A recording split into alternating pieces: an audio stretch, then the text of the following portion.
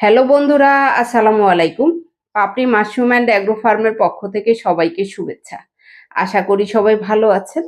একজন শ্রদ্ধেয় উদ্যোক্তা জানতে চেয়েছেন যে আপনি ভিডিওতে জানিয়েছেন যে পিনহেড আসার পরে আলাদা যত্ন নিতে হয়, অর্থাৎ পানি স্প্রে ঘন ঘন করতে হয় যাতে পিন শুকিয়ে না যায়।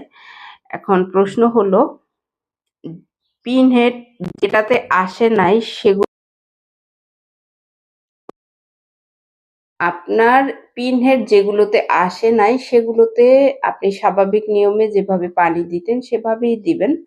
আর যখন পিনহেড আসবে তখন আপনাকে শুধুমাত্র পিনহেডের আলাদা যত্ন নিতে হবে। অর্থাৎ আপনি যখন স্পুন থেকে করেন আমরা তখন রোলিং এর কথা বলি, অর্থাৎ যেগুলো আপনি পিন বের হয়েছে সেগুলো আলাদা একটা সাইড করলে আপনার পানি স্প্রে করতে সুবিধা হয়। আলাদাভাবে শুধুমাত্র পিন হেডের উপরেই পানি স্প্রে করার জন্য বলা হয়ে থাকে।